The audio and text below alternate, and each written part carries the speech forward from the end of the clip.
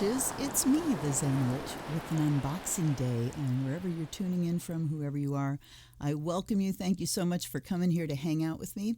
Today, I am unboxing the second deck in a gift that I received last week. I got from viewer Laura in Florida two decks. This one, which was on my wish list, and a second one called RKO. There's an unboxing for that last Friday. I'll stick a link. And I discovered something, which she obviously discovered, and that is if you buy something that is on my wish list, you can then add something else to it that's not on my wish list, because I'd never heard of the RKO deck. So thank you again, Laura. And today, everybody stick around to the end where I will be doing a reading with this deck specifically for Laura as a thank you for her wonderful gift. So let's get in there. This is my first tinned deck as well, the Halloween Tarot, created by Kipling West and published by U.S. Game Systems. The festive old-time Halloween world of Kipling West conjures up all that's fun about Halloween. Let the black cat guide you on a trick-or-treat mission to find out what is lurking around the next corner. We have some little Halloween-y images there. Halloween Tarot by Kipling West. The bottom of the box looks like it got bumped in the mail process. You see how it kind of goes like this. So that's a hazard with tins. And then on the bottom here, Halloween Tarot, published by U.S. Games in 2008, includes 78 cards with an instruction booklet. The LWB by Karin is the text, and the art is by Kipling West. We'll look at that second. Let's tip out the cards. And of course, these had plastic on them. I took the plastic off ahead of time, so I don't have to mess with it on camera. Here are the backs, the little double black cats. And we have a nice blocking face card. Oh, two facing cards. Okay, so we got that one. And this one that, oh, please let me be able to read this. Sometimes our lives seem shadowy, and it's hard to tell what's around the next corner. Much like Halloween night, when what is imagined is probably much scarier than what is really going on. Whatever the season, jump into the festive, if slightly freakish, old-time Halloween world of Kipling West, and let the tarot cards help you take a closer look at what may be lurking in the shadows of your life. The Halloween Tarot deck is divided into 22 cards of the major arcana and 56 cards of the minor arcana in the suits of pumpkins, pentacles and earth, bats, swords and air, ghosts, cups and water, and imps, wands and fire. I kind of love that. For a complete guide to the Halloween Tarot and the origins and customs of Halloween, look for the Halloween Tarot book available on U.S. Games. Okay, so there is a separate book. So we've got two great blocking cards there. Thank you, U.S. Games. And here comes the Fool. And right away you can see the Halloween theme because the Fool is costumed as a clown. Look what he's juggling here. We've got a moon and a heart and just kind of symbols and things going around a flower. So he's just sort of juggling the elements there. I'm sure I could correspond those to the actual elements, though I shan't. Black cat at his heels, and the little kit bag here looks like a carpet bag kind of thing with skull and crossbones on the side of it. So you can see we've got the imagery is standard, but the style and the theme are not. Magician, look at him pulling a rabbit out of a hat. So we are definitely pulling in traditional Halloween associations with this, and I'm liking it so far. Of course the Fool's going to be a clown, and of course the Magician's going to be a frickin' magician. So we've got the bats, the ghosts, the imps, and the pumpkins, all the elements. Here's the High Priestess. She's a vampire with the moon. I like this kind of idea. I mean, there are the two towers, but the impression that I get is a gate. So like she's guardian of secrets, guardian of this gate. I like that. Then we have the Empress, who is the bride of Frankenstein. And we've got our little black cats showing up pretty much everywhere here. Then the Emperor is Frankenstein. Oh, I love the brain growing flowers. This is great. Kind of an Aries sign there, yes. And do we have, okay, there's the black cat. There's the black cat. So black cats are everywhere. I like it. We have the mummy as the Hierophant with the canopic jars. Oh my God. This is actually kind of wonderful because to me, the Hierophant talks about dogma. And if you take, someone mummified, it means they are just wrapped up and kind of immobilized and limited by belief systems. The Lovers. And it also brings up the vibe of like preserving something and tradition, stuff like that. Okay. Here's the Lovers. We have, what's her name? Mina. And Dracula. And there's the cat. There's a dog. There's a love letter. The Chariot is a pumpkin-headed guy driving a hearse. Strength. And look at the lion tamer.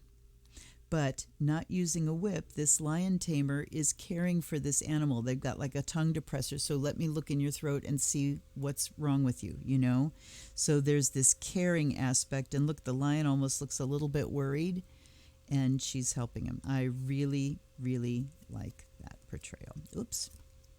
Then we have the Hermit. Did I miss? Okay.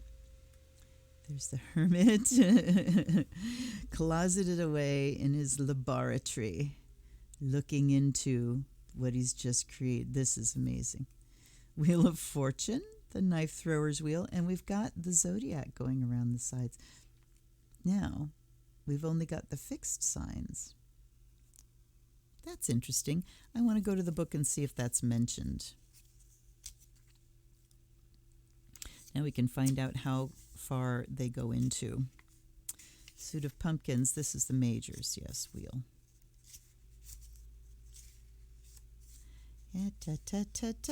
Major arcana, there we go. All right.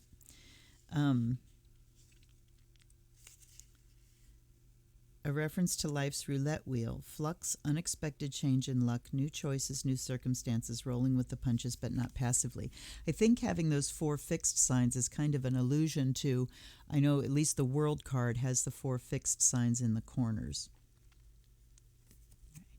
And I mean, think about this as the Wheel of Fortune. Life throws knives at you and just your life is spinning. Where you get hit is a matter of timing.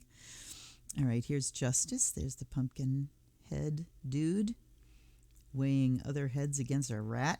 Okay. And we've got the Hanged Man. Here's the Scarecrow. Really, really thoughtful. Death, of course, is a skeleton watering the pumpkin patch, and there's a vulture. Temperance, the Kitchen Witch, making a brew. What does that say? Finest bat wool, tomb dust. The Devil. Oh, look it. She's a sexy devil from Halloween. Ha ha, wink, wink, with the boots and the fishnet stockings. That's frickin' hilarious. Okay, there's the cat. And she's got little minions on chains. And here's the tower. Lightning striking. The ghosts are all worried. The star. Ooh. Okay, so we've got a gargoyle kind of looking down on the town. The cat kind of looking over its shoulder. This is the biggest departure so far. The moon, we got a little doggy and we got a werewolf. And there's the crayfish. The sun, sunflowers. Oh, look at this. We've got this little 2-headed, a troll or an ogre or something. Just contentedly sucking on a bone in the sunlight.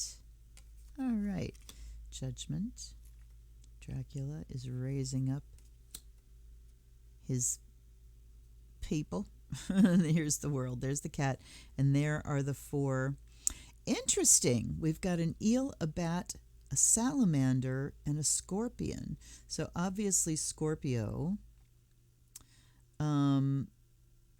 This is Aquarius, that's gotta be, no. What? So that would leave Taurus and Leo. I don't know. And it doesn't seem like they describe the images, so we'll take a look at just that one. sense of oneness with others or in the world around you, spiritual understanding, but cycles, movement, travel. So they don't mention at all the images, which is, I'm assuming, why you would buy the bigger book. I would hope they would go into in-depth description there. And now the suit of pumpkins, which is pentacles. And look at the ace. I mean, it's perfect. The pumpkin full of candy. Two of pumpkins. There's a little jester figure juggling.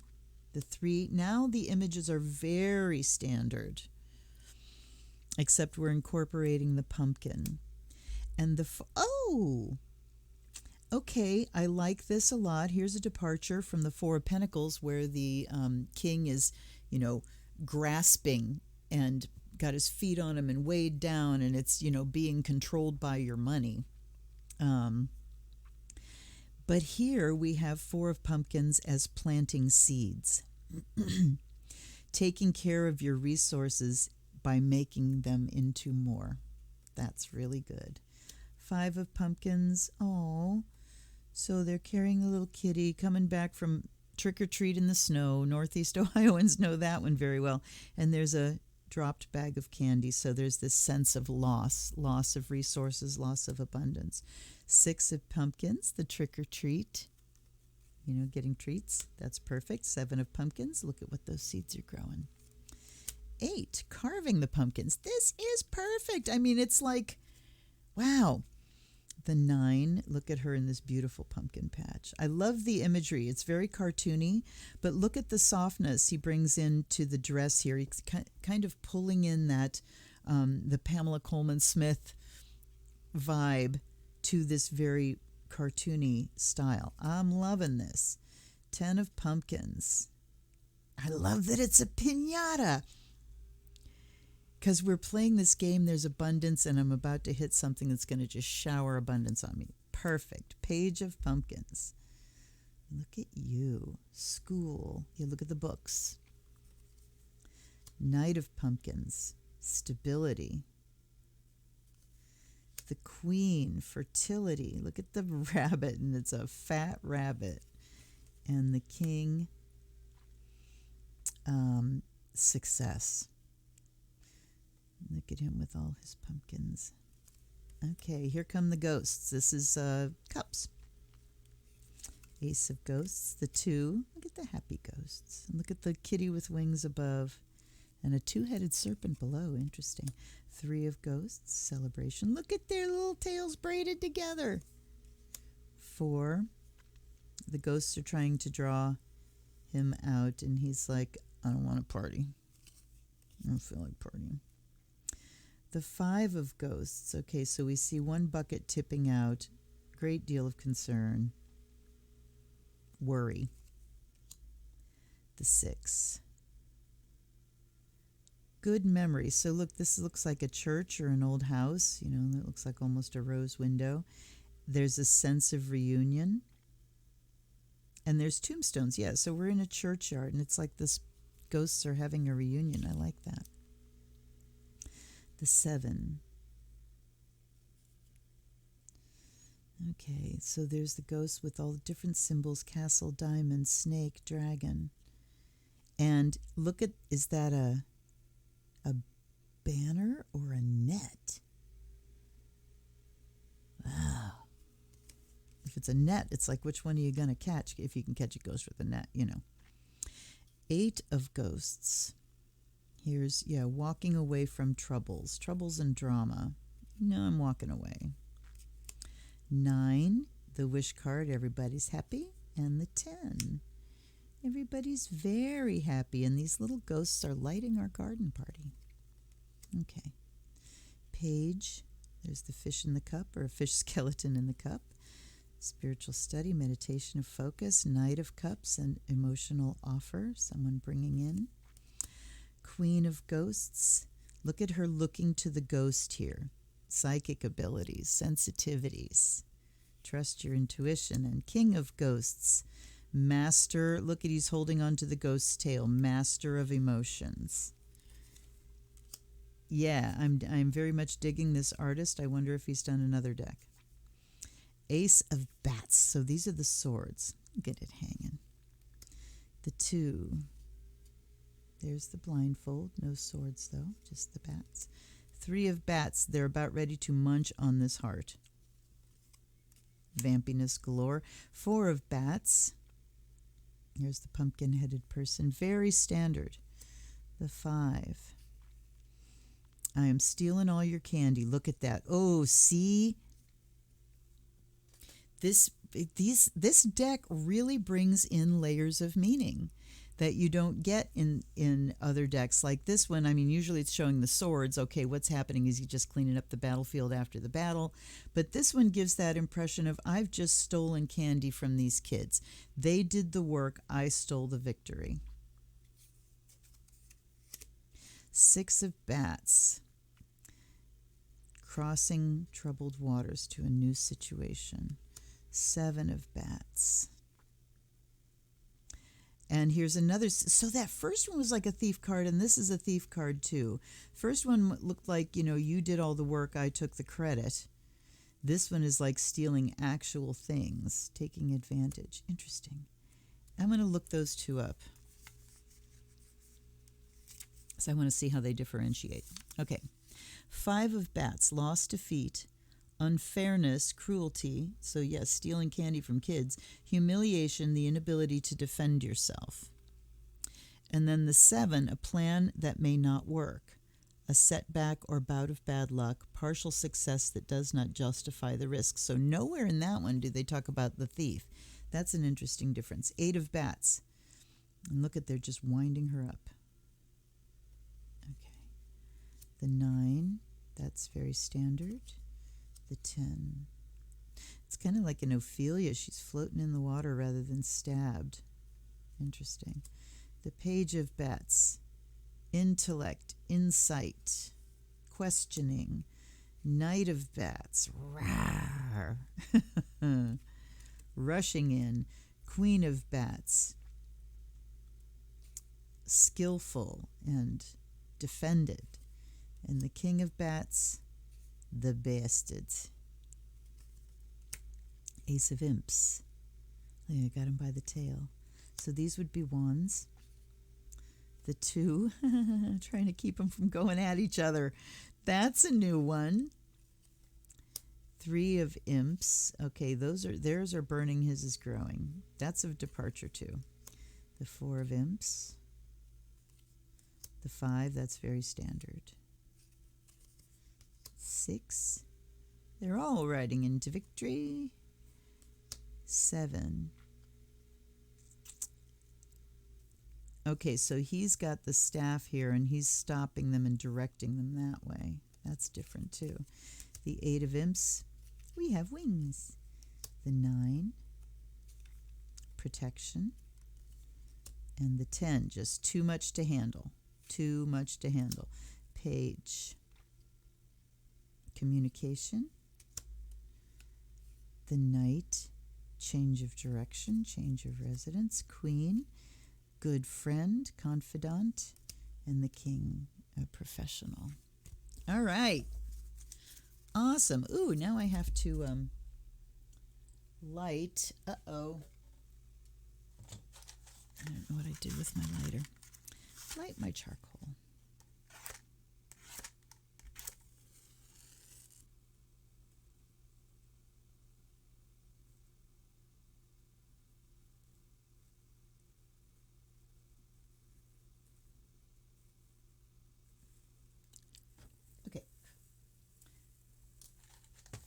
Thank you for your patience. Let's let that one light up a little bit. And I'm going to invite in allies and ancestors, guides and guardians. Come be with me and open my mind. Help me connect with the images in this deck in order to bring clear messages and an answer to whatever question she may have to dear viewer Laura. Okay. See how she shuffles. I already know. This is about the same size as the Hanson Roberts. Very comfortable. Yep, no problem whatsoever. This is 3. Okay, as I'm shuffling, I'm thinking about Laura in Florida. the person that these decks are energetically connected to. Connect with her and any issues she may have on her mind right now. I'm going to give them 2 more so we have a thorough mixing. I start getting trancy just when I start to shuffle. All right. Now, let's make an offering. We offer fresh water, but let's make an offering of the fire of Azrael.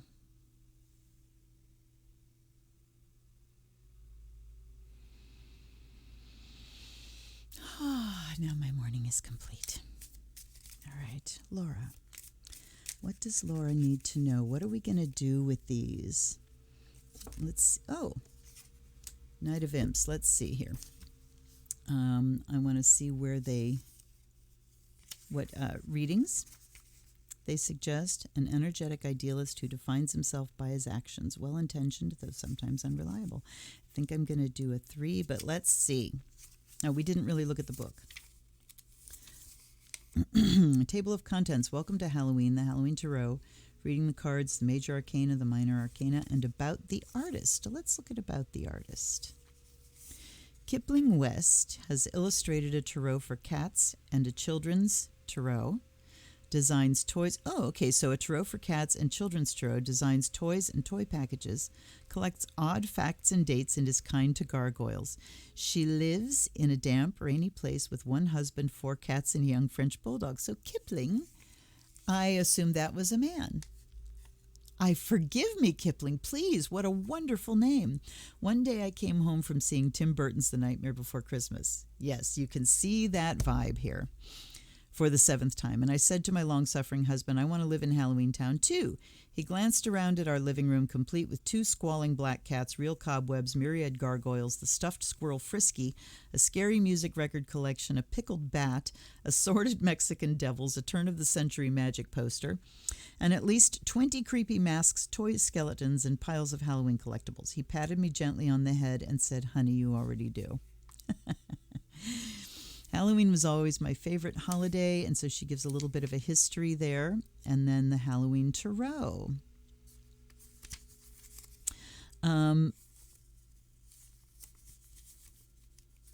It started with the traditional images of the Rider deck and tweaked to create a festive, if slightly freakish, old-time Halloween world. Mixed into the deck with spooky images from All Hallows Eve are remnants of traditional tarot symbolism, a blend of ancient Greek, Egyptian, and Hindu mythology, Chaldean astrology, biblical references, images from the Far East and medieval Europe, and more. So it talks about the structure, and then she talks about reading the cards. Sample layouts, 3-card spread. Past, present, future, dilemma, choice 1, choice 2, hope, fear, opposition. And then there's Celtic method. Let's see where we're at. I think I'm going to do a Celtic cross. Because you got me 2 decks. And I couldn't read with you on the first one because it's not that kind of a deck. It's more a self-study deck. And I love it. I love reading the little stories in the back. That's the RKO deck. I will link that one at the end of this video. Okay, Laura, Celtic cross. Give me a Celtic cross for Laura. You know, they're hollering at me to do my regular 9. So I think I'm going to shift. So it's still going to be a 10-card spread. It's just going to be the way I normally read them. Okay, well, tell me when you're done.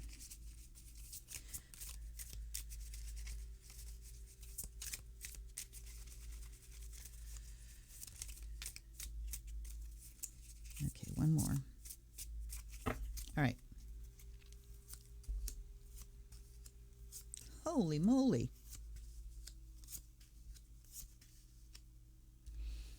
Okay, I'm going to take them, line at a time. Here, I'll tuck them up under here. But then I'll pull each out so we can really look at the images. All right. I'm going to do this. So, we have the sun and death coming out, one after another, with the moon at the center. Okay, fascinating.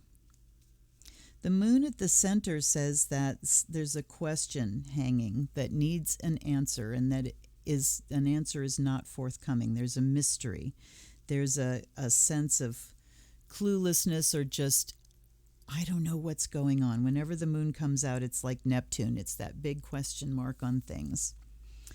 All right, then we'll take it in context. So the sun and death says, and then the Knight of Bats. All right. That's the the Knight of Swords. All right. So the sun talks about empowerment, joy, feeling like I've got it. I have the solution. I can see everything. You feel conscious and empowered. But the death card comes right after that. So this moment of feeling like the lights have come on, I can finally see everything in the light of day for what it is. The death card after that says, and this has got to end. I can see it clearly now, and that's it. It's got to end. And then the Knight of Bats comes after it, which says, and quickly. And quickly. There's an element of anger here as well. The Knight of Bats corresponds to the Knight of Swords. So Knight of Swords is running into battle. So we may have to get angry, get assertive at the very least, in order to bring something to an end that is now in the clear light of day and we know must end for good and forever. Finality, possibly something that you've tried to end before or that you thought was ended, but it isn't. This says finally. We can finally bring it to a close. Now, we got 2 of Pumpkins and the Moon and the 3 of Imps. So these can be questions as well, a mystery around money, around career. What do? I have choices to make, and ships are coming in. There's some results that are coming, but I'm confused in the middle here. Let's look at the bottom. The Devil, the 2 of Bats, and the 6 of Bats. All right, I'm going to keep looking here because these aren't finished up here. Okay. There's like this emotional undercurrent going on that is not allowing things to be seen clearly. The moon here comes out and just pulls on that unconscious programming, that subconscious programming. And it makes us feel confused about which way to go. 2 of Pumpkins certainly indicates a juggling of resources, that there's a choice to be made about where resources go. Okay. But then looking there, the wolf is looking at the 3 of Imps over here. I want to look that up. I'm going to look these up and get their meanings too. I'm just going straight up first of all. So let's look at the bottom again. The Devil, being controlled by something or someone and being in denial about this. And then it talks about moving away from that situation, moving through, getting through troubled waters, but to a better situation, that we need to negotiate, navigate an emotional situation in order to get to dry land again. And look at the 8 of Bats. Okay, so there's certainly something here that you need to free yourself from. This was kind of the overall at the top here, that you're aware of something and it really does need to come to an end for good and forever. Okay. So what is under the rays of the sun here? I can see that there's a choice to be made about my resources and that there's something that is more in control of them than I am. The ending here, what comes under this death card, is the rays of the moon, the end of kind of being led around by the nose by our old trauma, by our old emotional gunk, by our unconscious processes and unconscious programming and belief systems, because that is what makes us go into denial. No, it's not. No, it's really fine. That's not really what's happening. It's really okay. This talks about taking decisive action and going at it with a will. I'm going to look up the 3 of Imps here. I don't know why that one's stopping me. A successful endeavor and creative payoff, business savvy, the possibility of barriers between people. Okay, I see that. But it's saying it's time to really get going with the business ideas here in a business way. And then we can move forward. If we just come on, just do it. Just frickin' do the thing. And then we've got 8 of bats at the end there, which crisis, imprisonment with eventual freedom, frozen in indecision, fear of fleeing a bad situation, restrictive surroundings. Well, there you go. There's just definitely a situation here that needs to come to an end, something that's more in control than you are. All right, I said I would go through their meanings one by one, but that's what I'm just seeing is there's something here, especially when we've got both blindfold cards. This blindfold says I'd rather not deal with it. This blindfold says I don't have a choice. Whenever that one comes up, the advice is you're just not willing to look at the choices that exist. Okay, now let's just go through all the meanings. She definitely brings new stuff to the images, and the writer certainly seems to be picking up on that. So the sun is two-headed monster. There it is. Exuberance, happiness, success, simple pleasures, a purity of spirit and mind, a good partnership or marriage. Now, see, the exuberance, yes, but I like to take that almost literal thing of the sun is coming out, meaning, relief after a time, that there's sudden joy and success, but also things coming into the light of day. Then we have death is the skeleton. All endings make way for new beginnings. An abrupt, totally unexpected change. Destruction followed by new growth. Release from old patterns, new ideas and opportunities. So the release from old patterns is what I'm really seeing here. I never really see the death card as something abrupt and unexpected. That's the Tower. All right, Knight of Bats.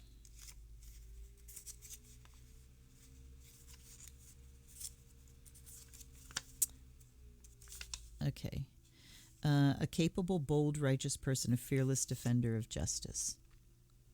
And like I said, he's headed toward the death card here, so it's going to take a little bit of head of steam to close that door finally and for good.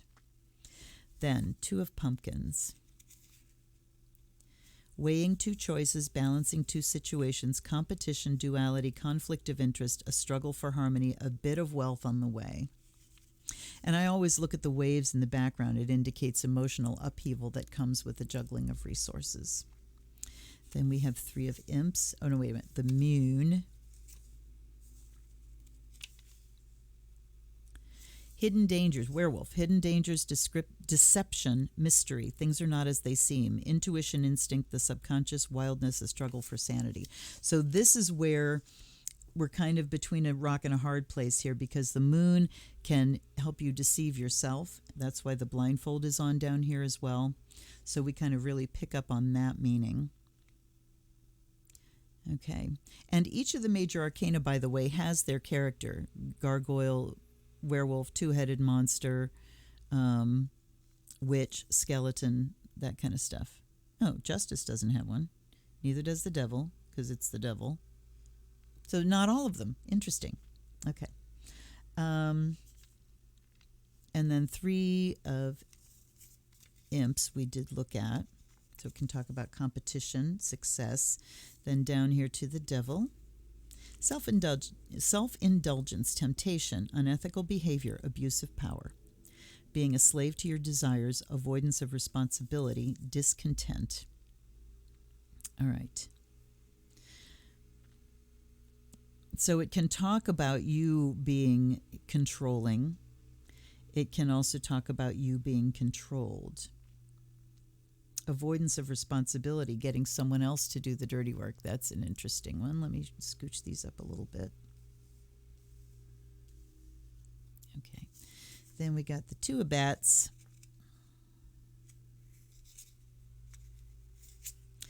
Dualities, opposites, tension in relationships, indecision, a difficult search for compromise or balance.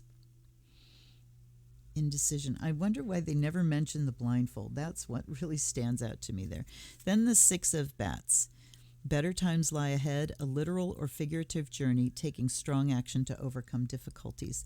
Then the Eight of Bats. Crisis, imprisonment with eventual freedom. Frozen in indecision, fear of fleeing a bad situation, restrictive surroundings. So there we go. All right. So courage is what the Knight of Bats is talking about. It's going to take courage to stand up, recognize you're in a situation that does not give you total freedom, possibly a situation of your own creation or choosing.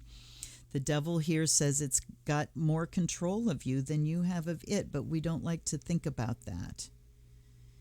And moon can make you very susceptible to emotional, manipulation, whether you're doing it or have the doer, the doer or the doee. But the Six of Bats says things open up. And look at the waters here. We've got rough waters here in the past, but coming towards the future, we have calm waters and the ability to get across those waters. And the same thing in the Eight, there's those calm waters. This deck has great imagery to pull out. Really great imagery. I mean, it goes along with the standard tarot, so you can pull out the meanings that you already have in your head. But then there's just little bits in the images to hook onto, and I'm really looking forward to using this deck. I was, I had it on my wish list because it's like, Halloween deck, one of the standards, I guess. But I am really impressed with how it reads, and I'm even more delighted with it. Let me take a look through the rest of the book here. There's a description of the major arcana. I want to see if there's a description of each of the suits, maybe. The minor. Okay, minors address day-to-day experiences.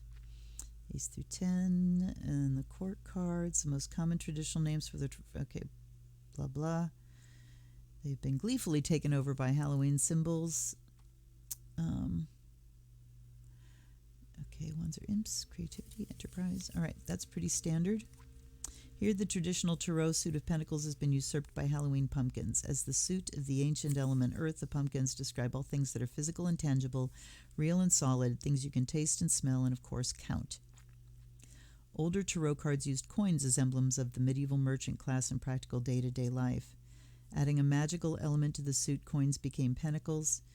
Metal discs inscribed with mystical five-pointed stars called pentagrams. Okay. If your tarot reading is... I like this. If your tarot reading is heavy with pumpkins, your concerns may be largely those involving the material world. In the Halloween tarot, that might mean piles of candy. Okay, so let me take a look here. We've got 1, 2, 3, 4 majors.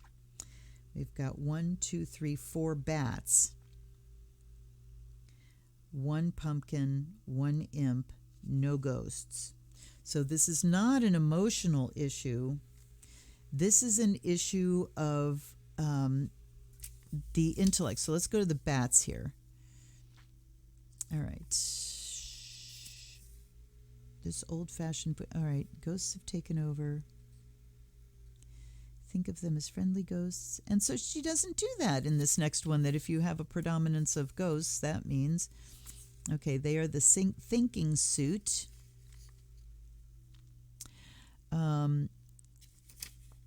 All right, reflecting the bat version of the intellect, the uncannily sensitive radar of these nocturnal creatures that helps them find food.